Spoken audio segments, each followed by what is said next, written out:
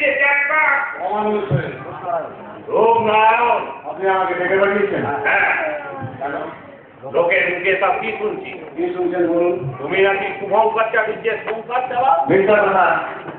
তাহলে শুভঙ্করের পত্নীর সঙ্গে তোমার মিলামেশা এটাও বোধ হয় মিথ্যা। না, মিথ্যা নয়। কেন? কারণ শুভঙ্কর চাটুর্যের বোনকে আমি ভালোবাসি। আমার মুখের সামনে দাঁড়িয়ে কথা বলতে তোমার লজ্জা করলো না? ওই লজ্জা সরম আমি বিলেতের মাটিতে রেখে এসেছি নারায়ণ। তোমার মতো রাতের অন্ধকারে অভিনয় করে দিনের আলো লজ্জার সাথে আমার সেন্টিমেন্ট বাঁধে। ষোলো টাকা আপনি আমাকে দেখে না থাকলে আমি নিজে আসতাম, কথাটা আপনাকে জানিয়ে যেতাম। কি কথা? ওই শুভঙ্কর হচ্ছে কোন খবরকে আমি বিয়ে করবো। মাতারের সঙ্গে অভিনয় করতে হলে মদ সেই রাখতে হয়। তোমার পর্দার সীমা ছাড়িয়ে যাচ্ছে দেখছি রূপনারায়ণ। মনে করো না যা খুশি তাই করবে। তোমার মনে রাখা উচিত এখনো বেঁচে আছে রায়দিঘি রায়বাড়ি ভুজঙ্গ নারায়ণ রায়।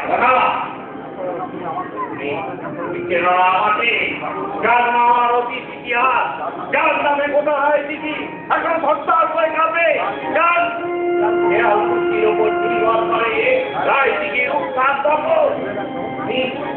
ভুলে গেছো যে তুমি দলিয়ার যখন বাড়ি সামনে আপনিও ভুলে গেছেন না নামালক নয়, সেই সম্পদের গৌরবে আজ আপনি সকালে ভক্ত প্রতিষ্ঠ।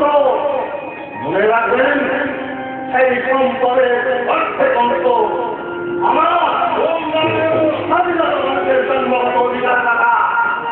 এবার ঠিক নয় বিরাট থেকে ডাক্তারি পাঠ করেছি আমি।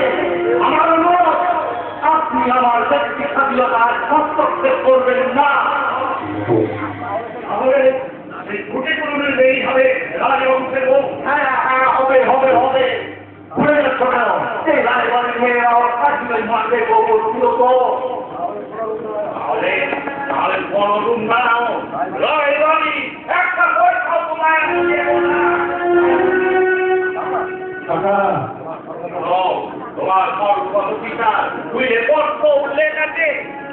যদি কেউ রায়বাড়ি বংশমর্যাদায় কলঙ্ক পাস করে তাহলে সে তার সমস্ত সম্পত্তি অধিকার থেকে হবে বঞ্চিত।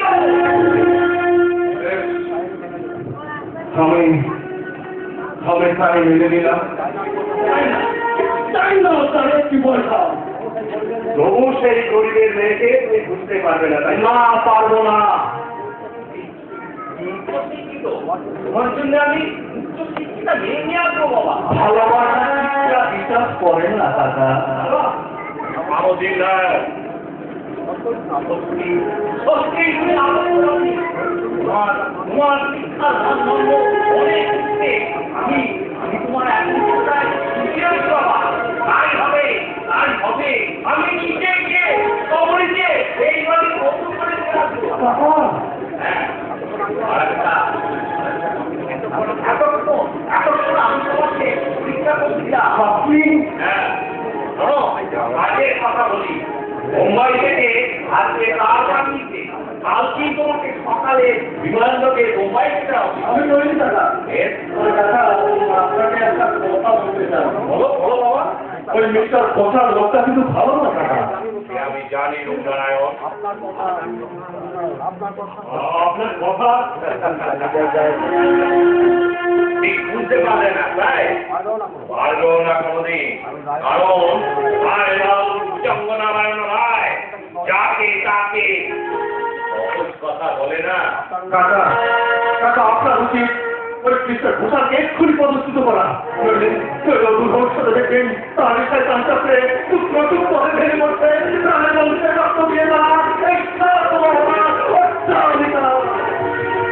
আর তোমার তো একটা কথা বলে যাই, কথাটা মনে রেখো। আত্মীয় তো বীজ ভালো, তো অনাত্মীয় তো মধু ভালো নয়।